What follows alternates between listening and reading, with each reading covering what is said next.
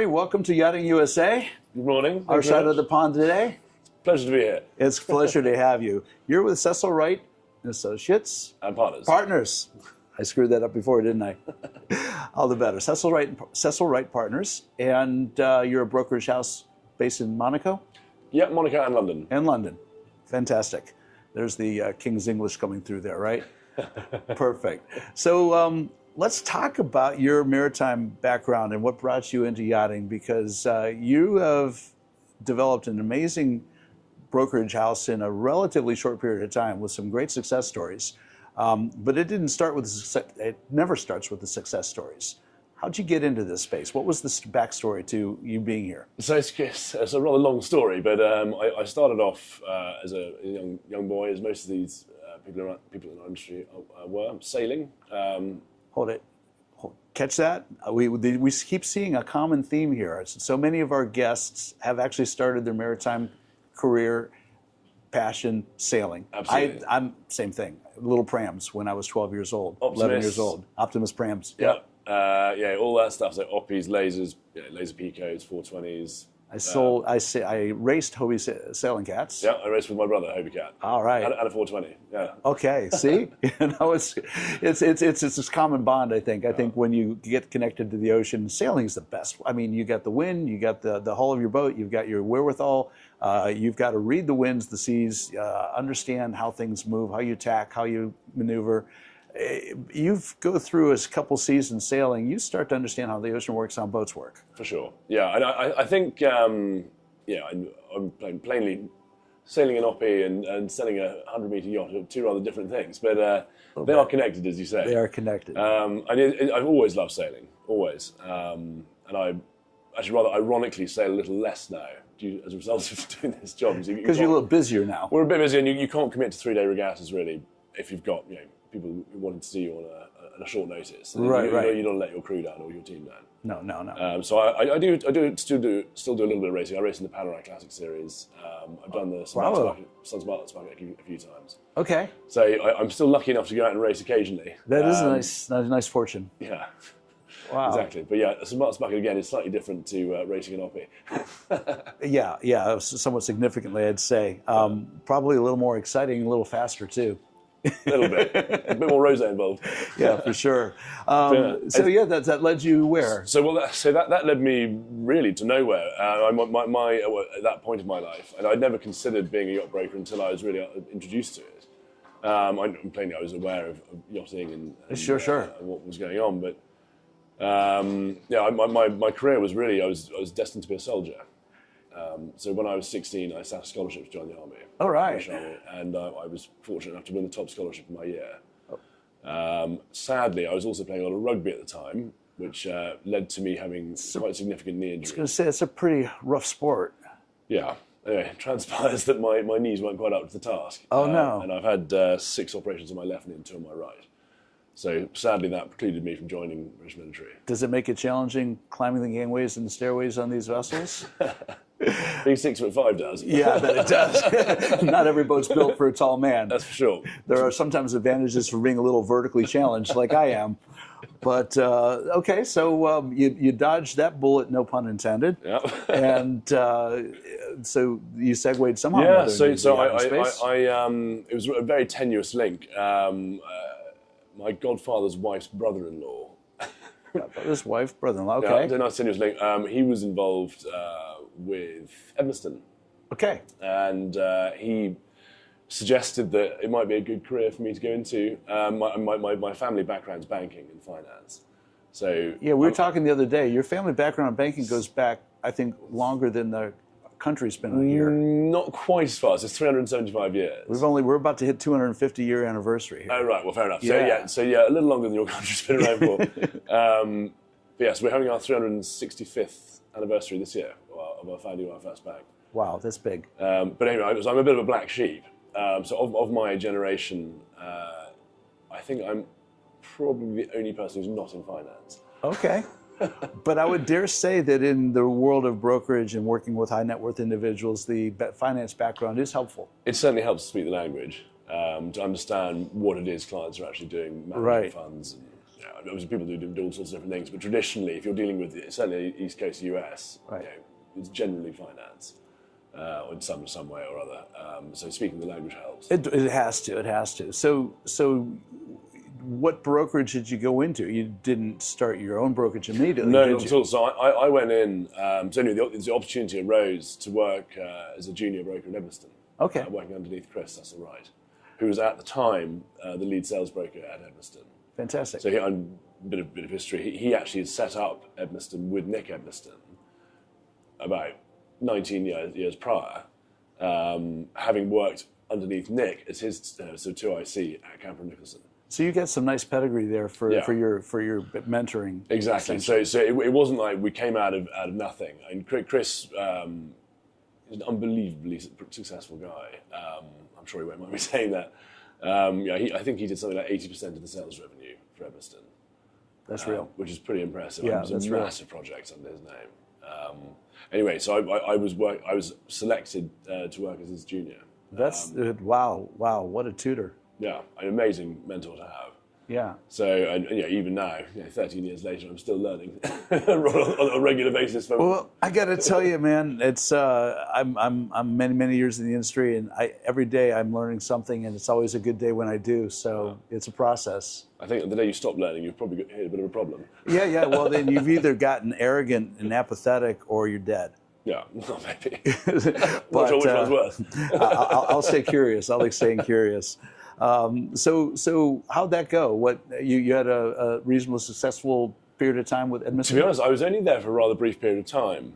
It was quite interesting because the workflow that Chris had was impacted by the recession.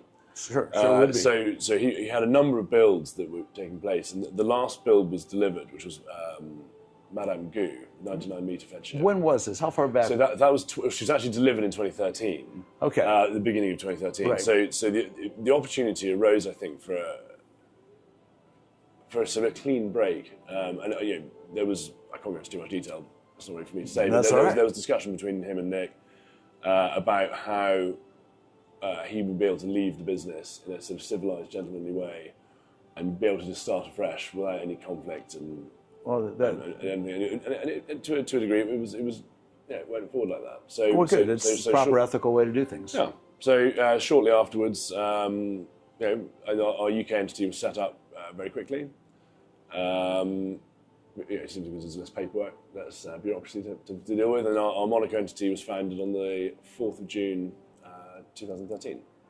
All right. So doing the math, you're coming up on your 12th anniversary. Our 12th Wow. anniversary. Well, I got to tell you, I did my homework a little bit on Cecil Wright coming into this interview, and you guys are quite accomplished in 12 years. Yeah, and we've had a pretty good run. I mean, it was interesting because we started out the business thinking we were going to maintain ourselves at a very small size. So we were saying we'd probably be no more than 4 or 5 people for the first 3 years. By year 2, we were up to 10, I think, or 11. And now, as we sit here today, we're now at 22, about to be 23. Congratulations! Well, thank you. No, I mean it's a real thing. That's growth. Yeah, but the thing is, we have no aspirations to be one of these really big brokerages. We don't want to be a massive overhead operation. It was always, well, the initial plan was for every team member to be profit generating. Well, you want that in any business so you can get away with it. For sure, but what that meant effectively was we outsourced a lot of stuff. So we didn't have internal marketing, we didn't have internal accounting, right? We didn't have internal PR, just because we thought we didn't need it that often. Yeah, keep the overhead down. Exactly, keep the overhead down. So profit is turnover is vanity, profit is sanity, as we say. Right. Does that fit with your model? What you were describing to me yesterday about trying to take a focused approach to your brokerage? Exactly. So instead of trying, how do you differentiate yourself? What is it that you can do to make yourself stand out in a pretty busy market? And our idea initially was to just specialize in Feadship. It's a good brand to specialize in. Exactly. And Chris had delivered and built numerous large Feadships, so Hampshire 2, Madame Gou, Tango, and they were literally 1 year after the other, 11, 12, and 13. Right. And obviously in the brokerage market, he'd done numerous deals as well. So the question was, how do you differentiate yourself? And well, as you look across the spectrum, no one specialises in a particular brand. So we thought, well, why don't we specialise in Feadship? And we'll, our sort of 10-year plan was to be recognised as the Feadship specialists, which, well, as an initial outset, what was a good plan. It worked, and we had, I think it was certainly within 5 years. I think it was our fourth year. Had a phone call from a Feadship owner who we weren't in contact with, who said, I have heard that you are the Feadship guys. Can you sell our yacht? So obviously we'd be delighted to. Yeah. And then 4 months later, Kingdom Come was sold. 60.55 metre. Wow. Yeah, so the reputation starts to work. It starts to work. And then, the business grew. And then we suddenly thought, well, actually, dealing with just Feadship is perhaps a little restrictive. Right. So why not do a little bit broader brush? So we weren't going completely global in terms of brand. So why don't we look at Northern European pedigree? Sure. Because why is it we're doing this? Well, one is for the specialization, because no one does it. Two, you can't know everything about every yacht in the world. Impossible. There are so many yachts now. Yeah. You can, however, have a very, very good handle on a small portion of the market. So that's what we do. So when a yacht comes to market, or when a yacht is available off market, which seems to be a developing trend, which I'm talking about later on, we know what's going on, and therefore we add value. Whether it be adding value to the client who wants to buy the yacht, or whether it be to the client who wants to sell the yacht. Right. Because the other thing we're very big on is our connectivity with other brokers. We're not putting our guard up, putting shields up to stop people getting into our deals, in inverted commas. The deals are the client's deal. So we're looking after the client. So it's not in our, well, plainly it would be in our interest to try and do both sides of a deal. If but possible, it's not in the rare. client's interest necessarily. Right. Unless it is the faster deal and at the better price. Right. The reality is, you're going to find that people, most transactions, about 80% of transactions plus, involve a third-party brokerage. So reputationally, we are extremely open to deal with anyone. So collaboration. Yeah, of course, but Yeah. it's the way to make things work. It's crazy. As it should be. Yeah, to limit yourself out of greed is Wow. It's not the right path.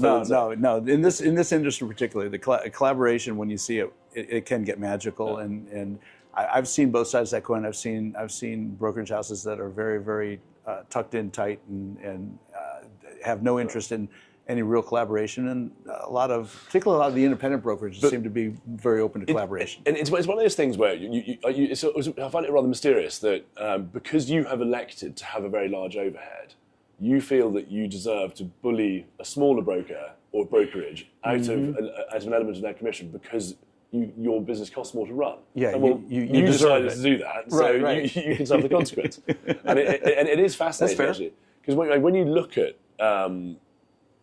at who's actually doing these deals in this very large segment, right, about 50% are done by brokerages of my size and smaller. Yeah. To the point of guys who are one or two people. Yeah. Who are doing these big deals, and you can't. Why would you say to someone, well, actually, I'm only going to give you, 80% of what you're actually due, because you're a one-man band and I can bully you. Yeah, that's wrong. Yeah, it's nonsense. No, that is nonsense. So I'm vehemently against that. Yeah, I've always been against bullying. Well, on the record, for sure. Here we go. And for the record, I as well. Bullying is unnecessary, and it's an indication of really a lack of confidence and I think professionalism. So, boom. I'm going to take us down a rabbit hole here real quick, Henry, because we're sitting on a beautiful Amels Jean machine. She was built in 2013. Correct. She's got a cool history. While we were sitting here talking earlier, and right behind these cameras is an amazing video running of her in the Arctic. Just it's spectacular. The boat's been around the world, and those that know the owner, know the boat, know that she travels a lot, and she's a pretty special girl. Built by Amels, and I was in an interview with Rose Dahman a few months ago. What a privilege and pleasure that was to sit with that woman. She's lovely. And she is lovely. She and I had a wonderful conversation, and she left it with an open invitation to come to the shipyard and visit again, have another conversation, and get a tour of the shipyard. I hadn't been to her shipyard in quite a while. I had done some business with Amels in my previous career, and a lot of respect for the brand. But I bring this into the conversation because we see an incredible decline in yacht construction in the United States. It's profound. I talk to people when I got into this industry, building over 100 foot or 33 meters, there was over 32 shipyards in North America that did it. Now there's maybe, it's so sad. And yet, when I was talking to Rose, and she was openly sharing with me that the Damen yacht support vessels, 74% of those owners are American. No. The AML motor yachts, about 65, 68% of those, depending on any given time, to sell one boat.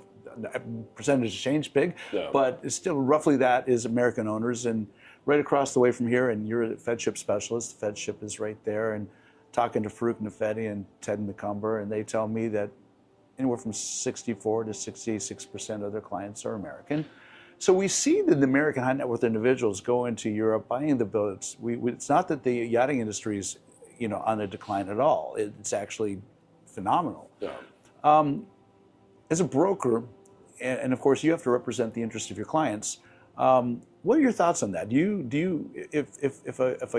because we've seen a couple big boats built in the States. Sure. But a lot of one and dones. So is the U.S.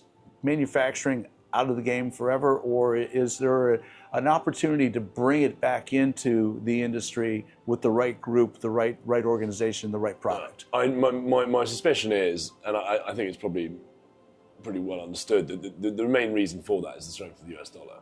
If you can get an equivalent product for less money, you're going to do that, right? It'd be kind of remiss of you to not consider it an option as an option at least, at the very least. Right. So and we saw Fitzroy, Alloy, and McMullen Wing. They were the victims of New Zealand's own good stable economy. Right. The Kiwi dollar got so strong it just busted their export market. Yeah, they did. Which is such a shame because three good brands, three really good boats. And Alloy in particular, regarded as the pinnacle of sailing yacht building. Oh, I know. I wish we were on the subject. We were fortunate enough to sell Kokomo. Great boat, by the way. I supplied equipment to that boat. Yeah, the last big one. Yeah. I think it still has the largest asymmetric sail in the world. Very cool boat. Yeah, very happy new owner. Yeah. They did build a couple of motor yachts too. They did, yeah. Well, they built. But the hulls look a lot like sailing yachts. They certainly do. Cool. Well, funny, Royal Houseman almost did that. Yeah. There was a bit of a lull in sailing yacht demand, and they would look at. They had Winch did an amazing concept design called Project Dart, which looked very, very good. They actually ended up building it at Heaton in the end. But it was a cool, very cool. They built Arcadia many years ago. I was involved in that project too, and that was, I think, their first big real motor yacht, and that was a really beautiful motor yacht for an American client. And you could see the DNA of the Huisman sailing details and the lines, and just great boats. So Northern European builders, by and large, have a reputation for building just the best of the best of the best.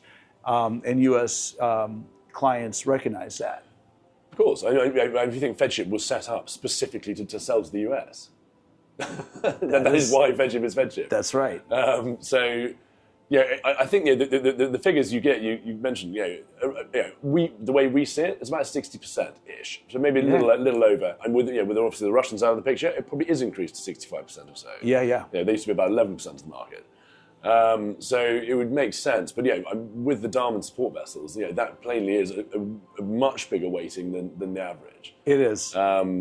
Which I find ironic in that we have an amazing shipbuilding industry for commercial, and there's a fleet of OSVs in the Gulf of America that is ideal for conversion into support vessels. Sure. It's kind of like how Damen got into that space. Well, exactly. I mean, Garçon was sort of the forerunner, wasn't it? It was extraordinary to see, and then. But in the same way, actually, the whole sort of chase boat thing, the sport fish, well, it's not sport fish, but the sport chase boat thing, that was started as an American thing. All those Intrepids. Oh, yeah. And then suddenly everyone has to have. If you're in charter, you have to have. Of course, but absolutely you have to. And it's got to the point now where it's not just a sort of plastic boat with outboards. It is a beautifully built boat via or Fjord or any of these guys. Well, have you seen the Valhalla that the Viking brands put out? Yes. Spectacular. It's got bright work. You wouldn't expect bright work on a center console kind of sport boat, and they designed those boats specifically for towing as well. And so it's interesting the different moves that part of the industry has made to play with the big boats and be part of the large yacht industry, which is, when I was in the beginning of the industry, you almost never saw a big boat towing a little boat. It was it seemed silly. So you just carried your little, 5, 6, or 7 meter tender on board, and that was good enough, right? Not anymore. Not anymore. Not anymore. Now, even now, some of our sailing yachts in our charter fleet have big chase boats. Why not? Why not? Why yeah, not? But it's great. It's fun. What's interesting actually is, some people aren't quite as au fait with sailing as others. Right. So if you want to go thrash the boat around a bit, and you'd actually rather not, you can just hop on this rather comfortable, stabilised chase boat. Yes. And either go into port and go and do something else while people are thumping around on the sailing yacht, or just be there observing. Life is good. Yeah. Yeah. No, that's cool. You guys do also get into charter. Yeah, of coverage? course, absolutely. Yeah, which is interesting because there's so many moving parts to the charter industry, the different market areas and different regions that boats are chartered, and that for some is a very, very coveted place to be, and for others it's a crash and burn. They get in and get out because it's difficult. Yeah, and so we offer both sides of the charter industry. So it's a charter scene. So we do charter CA management, right? And we also do retail charter. So we're actually placing people on charter boats. Yes. But it's one of those rather nice accolades that we can talk about, where we have, having sold the previous Kismet, the 95 meter, we now have the new Kismet, 122 meter, in our charter fleet. Wow. It's with the envy of a lot of people, I think, having that as a CA. But she's an unbelievably impressive boat. Words can't describe really the level of detail and the different textures. Is there anything particularly that stands out to you on that boat? It's just I don't really like using the word uniqueness, because everything is unique in its own way, really. You're right. But it is so different to any other offering in the charter market. You have similar size boats, sure, but they are PYC coded, or they're not done the same way. So this thing is extraordinary. It's hard to describe. Well, there you go. It's unique enough that it's hard to describe. There's and the crew, the crew count versus the guest count, all that. The level of service is just. Well, that's what you want on charter too. Yeah, it's just because there are enough stewardesses on board to have Queen service on board. It's not just silver service; it's Queen service. So and all these things, people don't know what Queen service is, but it's basically when everything's plated together at once. It's just another step up on silver service. It's amazing. It's it's not for everyone. People don't like being very formal, but some people do like being formal. Right. It's a way of experiencing yachting to the nth degree. Right, and that's a privilege to be able to deliver that. Because some people are very comfortable with a boat like G Machine, where you're out there in the world and bouncing around in rustic, hard to reach places, and other people like to wake up for a coffee or tea in the morning with the skyline of the south of France right behind you, and just feel like you're in a place that you're peaceful and comfortable in. Yeah. So it's something for everybody. Exactly. Absolutely. You showed me something I thought was really cool. So to be clear, your brokerage isn't like every other brokerage, and you guys have developed and are utilizing 3D scanning and 3D walkthroughs. Kind of happened COVID time where you had limited resources. COVID time was when it really came into its own. I started doing it. I think I introduced it to the industry in 2015. So we sort of pioneered it into the yachting space. And the original version we used was very clunky, very data heavy. Now we use a system called Matterport, which in the US people are very au fait with it. A lot of real estate, or realtors as you call them, use it over here. Sure. As you mentioned, in COVID it kind of came into its own. We had a bizarre situation where we were selling a 62-meter Feadship called New Hampshire. The yacht was an Imperia. I was in North Yorkshire at my father-in-law's house.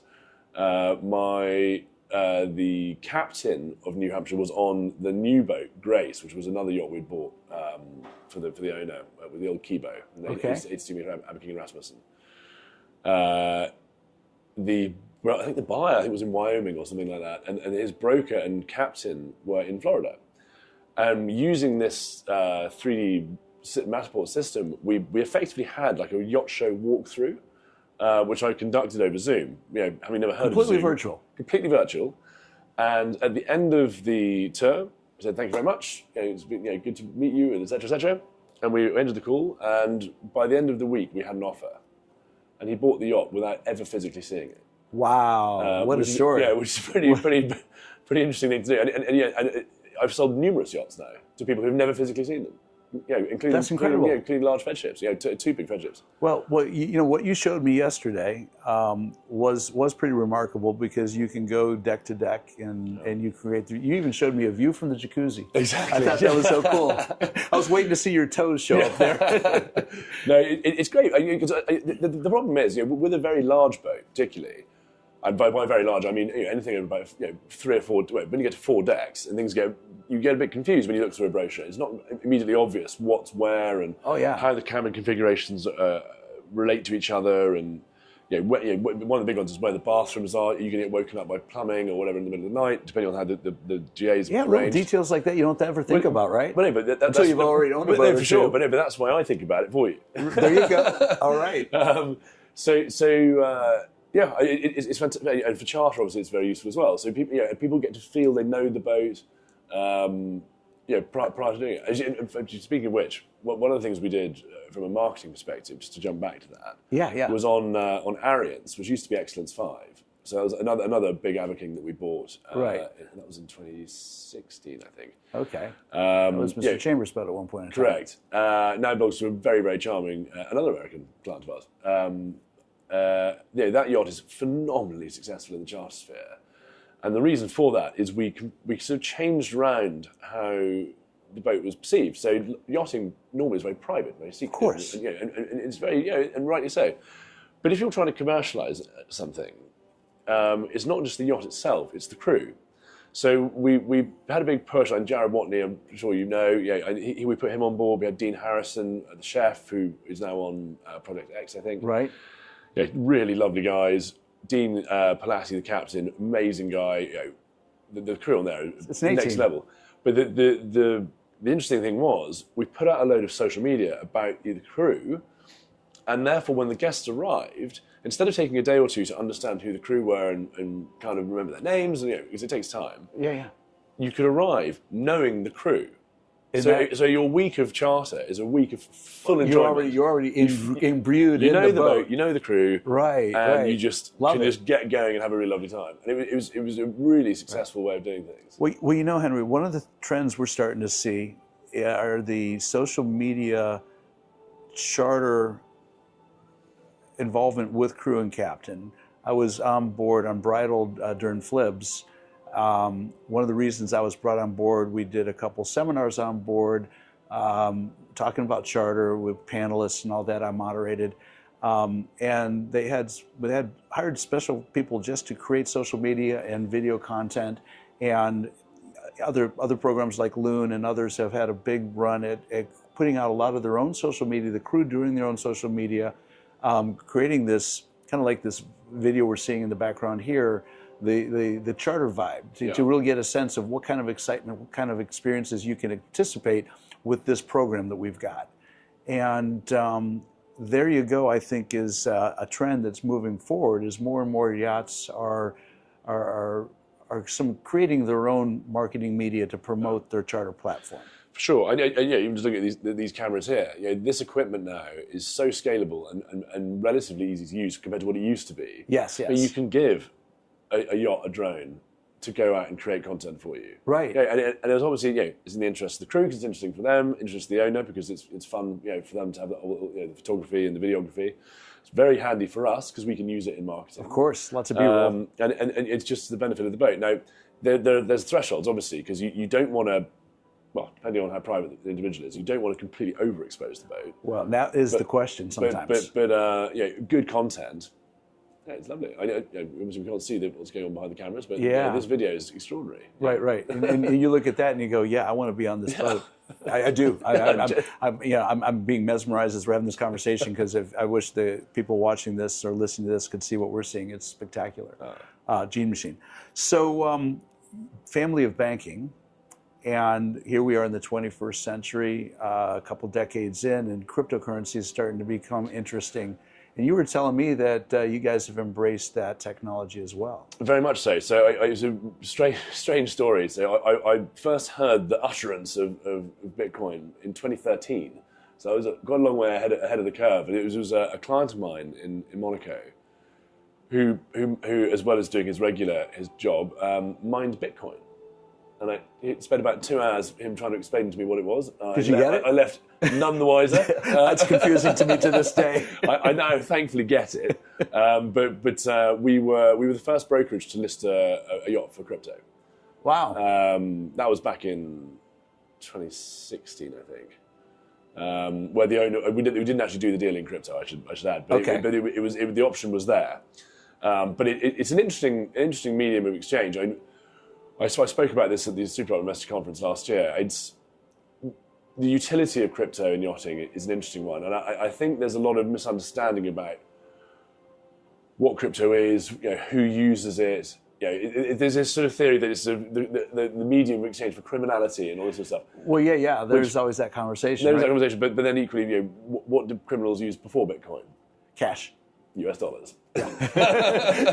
Suitcases of them. Suitcases of it. Right. And we all carried on using US dollars as well. So people always do bad things, across any medium of exchange. Right. But the point is, when you look at something like Tether, USDT, and what is now going to become something called USDC, which is a European variant of it. Okay. That transaction, when you go out 12.5 miles offshore to do your final exchange, if you're waiting 3 or 4 hours for a bank transfer to clear. Hope the trim stabilizers are working. This is it. You hope the weather doesn't start closing in or a Mistral blows up, whatever. Right, and it can get pretty hairy. But if you go out there and bang, you've now got an exchange done. And that confirmation comes across your phone. You could do it at midnight on Sunday. Right. You could do it any time you like. So there's no limitation. And I think within charter particularly, it's very useful because you get last minute inquiries. And again, you can't do a bank transfer on a Saturday. You can't do it on a Friday afternoon. After the transfer window closes at 3 p.m. or whatever. You're done. You're toast. Right. So and so what we now have is the ability for the limitation to be the crew provisioning the boat. Think about that. It used to be the banking that slowed everything down. Right. Now it's crew. It's crew. But Back to the crew. Yeah. But the crew, there's not much you can do about that, right? If you've got someone who wants to provision a boat with X, Y, and Z, yes, right. Maybe it's the provisioner who's the limiting factor. There you go. But and again, you can pay the provisioner. Well, call Dean at National Marine Supply. He'll get you provision quickly. He owes me now. But no, that's cool. That's fun. So it's here to stay, you think? Absolutely. Yeah, I was asked. Actually, funny enough, so I've spoken about this twice now. At the Superyacht Investor Conference last year and the year before, and I was asked to give my prediction of value, and astonishingly, I was pretty much bang on the money. Were you? Yeah. Although this year, I was asked last year what it would be this year, but the price of Bitcoin specifically, I said it would probably be 6 figures, and it was 6 figures for a period of time. We're now, I haven't changed it today, but we're not far off that. Okay. And it will start to stabilise a little, I think. Yeah, I've seen it volatile, but it's new enough too. I think there's. But if you look at if Trump's doing a Federal Reserve of crypto, think about that. Yeah. They want some validation. Yeah, I'm not saying it's financial advice, but it'd be remiss perhaps to not look at it in some detail if you've got some capital spare to invest. Yeah, no, it does make sense. And think about back in 2013 when you first heard about it. Had you taken a few $1,000s and just tossed it in there, what would it be worth today? So unfortunately, I can tell you a story about that. Yeah. So part of this conversation I had with this chap, he said, "Give me your telephone." So I passed him my phone. He got his phone out, tap, tap, tap, tap, tap, passed my phone back to me and said, and I'll never forget this. He goes, "I've just sent you 10 Bitcoin. Welcome to the financial revolution." So 10 Bitcoin back 10, then. yeah. That was $230 a Bitcoin. So he gave me over $2,000 as a sort of thank you, or to sort of demonstrate what was going on. He was mining 500 Bitcoin a day at this point. So to give me 10 was generous, but right. Right. Anyway, today, at one point, that was worth over $1 million. Wow, Right? Henry. So, put that in perspective, I rang my family office and said, "Can you buy me £10,000 of Bitcoin?" The reply, "Never heard of it, sounds speculative, we don't advise." End. Anyway, that'd be worth like 5 million or something. Wow, think about that. Jeez, opportunities come, they go, and it takes a little bit of brilliance to recognize opportunities sometimes, or a little bit of guts, intestinal fortitude, whatever that looks like. But when you talk about how Bitcoin can help you quick to close and all of that, you were also telling me that your brokerage is one of your claims to fame is you get deals done quickly. From listing to closing. So we have a sort of unusual, well, not unusual. We have a great track record where our listing to closing is faster than any other brokerage that I know of, for sure. Our average time on market for a Feadship is about 3 months, and our average time on market for other pedigree yachts is around 4 to 5 months.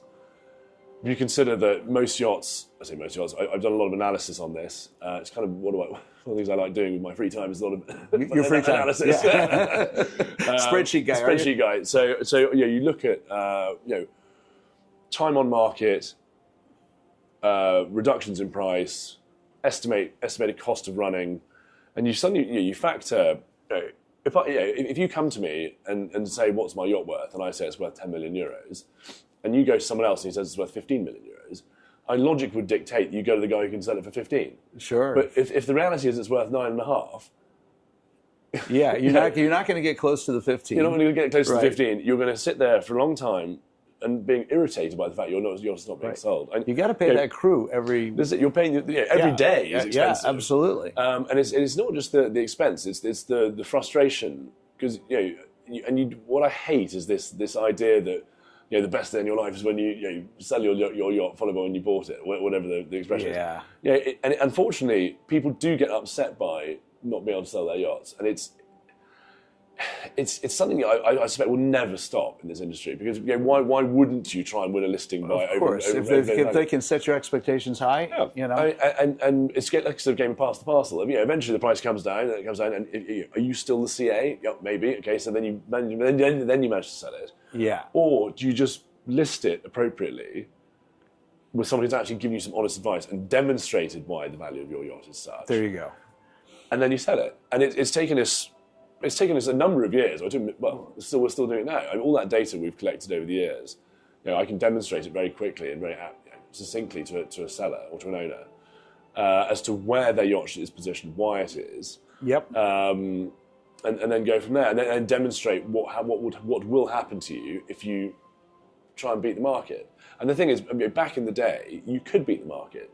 Now there's so much data out there. I was going to say that's what's changed. It's right? very, very difficult. But actually, funnily enough, the market is changing quite quickly. So we're seeing an awful lot of yachts being sold off market or not publicly listed, which is a term we're using now, and NPL. Where we are seeing yachts achieving better prices and quicker sales when they're not overtly publicised. That's interesting. Which is quite extraordinary. So I have three yachts at the moment of considerable size. One's over 100 million, and the other two are not far off. One of them, I don't know how much I can say here, but one of them was under offer within 3 weeks. Henry, that's profound. It's extraordinary. It is. That is extraordinary. But if you look at I wrote an article about this the other day. If you look at what is selling at the top end of the market, of the 4 biggest sales in the last 12 months, 3 were off market or not publicly listed. Wow. That's a trend then. It is a trend, and I think a part of it is the privacy element. You know, so you don't. It's why I was discussing this last night with a client. You know, say your yacht is your prized asset, and you sort of laud it as your object of success. Right, right. Yeah, so you've sold a business, or you've done something which has resulted in you having this beautiful trophy asset. Now your life continues. You may have done some venture capital or whatever, yeah, and suddenly you've made a load more money, and you're like, right, I'm going to build myself a bigger boat, or I'm going to buy another boat, or whatever it is. Whatever. But equally, you don't want people to know you're buying another boat for whatever reason, or you don't want them to know you're building a boat. Sure, sure. So suddenly, this yacht you have, as your new one comes to delivery, or you find the perfect upgrade for your from your current boat, you list your yacht publicly for sale. The concern is, oh, is this guy in financial trouble? Yeah, what's going wrong here? Right, right. Good point. And it can raise question marks. And plainly that's not the case for the majority of instances. And the other benefit of doing these very large yachts is, normally it represents such a small amount of your net worth relative to, say, a £4 million Sunseeker owner. Right. Might represent quite a significant amount of your net worth. Right. Yeah. Sure. But it's you don't need the optics of that. No, for sure. Right. But it's quite an interesting perspective to take. But it does appear to be quite an effective way of selling yachts. And I guess one thing about it, again, going back to our willingness to deal with the industry and the collaboration and the collaboration is, I have phenomenal outreach to brokers on every corner of the planet. So whilst you won't see it on Yachtco or any of these MLS kind of MLS sites, or even on my own website, it will be in the hands of every broker who knows what they're doing. Brilliant. Brilliant. So, and it's great. I mean, it's it's smooth transaction. Well, Henry, I'm going to go out on a limb a little bit and say it looks like in a short period of time you guys have come in and become, in a very complimentary way of saying this, a disruptor in the industry. You've created some new ideas. You've innovative. You've focused, and obviously the success of the brokerage is reflected by your approach to what you do. Well, that's kind of me to say. I think we're disruptive. We're mildly. I'd say we're a disruptor. It's probably a bit far beyond, but. I like to see change. When I came into the industry, it was pretty antiquated, to say the least. If it ain't broke, don't fix it kind of mindset. Well, that was the thing. And, I came in with a fresh pair of eyes and just thought, there's more to be done here. Yeah. And I have to say, I would implore any broker to use this 3D scanning technology. It is so good. It is very. I do it myself. So I used to employ a chap to do it. From externally, right. Who did real estate, and he never quite got what you wanted, because he didn't understand yachting, so he didn't understand what it is to look for, angles, perspectives, There's details that you know about. The things I know about that would be interesting to a client, above and beyond just the obvious, like walking to the main saloon sort of thing. Right. So I do it myself. And people ask me, why you're a partner in this quite successful business, why are you going to do this yourself? I do it because I like to know the boat. I spend more time on these boats than probably anyone else. Right. So when I'm asked, so you go spend a few days on boat to do this. I've just been down in Costa Rica for 3 days. What an inconvenience, right? A mild inconvenience. There are upsides to this, of course. Yeah, absolutely. But so I know the crew, I know the boat, and therefore when I'm asked a question. Right. I can give an accurate answer, and that's the thing. Right. You have to add value to any of these transactions. And do. your knowledge and understanding of these vessels is integral to that. Well, I'm gonna close out with a couple of thoughts here, Henry, because one of the things I really do advocate. I was at a gathering last night with YPY, Young Professionals in Yachting. They had a few people from the European chapter and the American chapter here, and I've always admired that organization because it's come in to give young people that come into our industry a leg up. They have mentors and they can collaborate and work with each other to answer questions and figure things out and grow and scale their businesses. And so I'm going to basically say that there are going to be a number of young brokers and people coming into the industry that are interested in brokerage or are in a brokerage house and are probably struggling and trying to figure out how to, break through, so to speak. A lot of people watch this show, and I think you've just given a lot of valuable insight to quality professional brokerage. So thank you, because I think you've actually done your part of the industry a real service by sharing so openly your thoughts about how to be successful in brokerage. That's a kindness. Honesty is the best policy. I think Always is, the isn't it? takeaway. Yeah. Well, too, when you're doing well, you can afford to do well for others. I'm a big believer in that. And you're a young man. You've got a long future ahead of you here in this industry. It's going to be an interesting ride, isn't it? Yeah, I'm looking forward to it. You should be. You should be.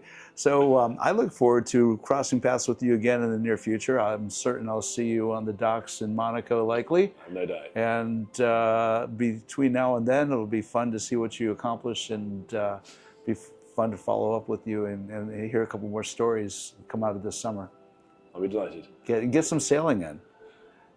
If you can find the bandwidth in your schedule to do it, but that'd be a great way to recreate a little bit too. For sure. Wow, Henry, thank you so much for your valuable time. I hope you had a good time here in Palm Beach, my hometown, more or less, and let's make it a great day, right? Splendid.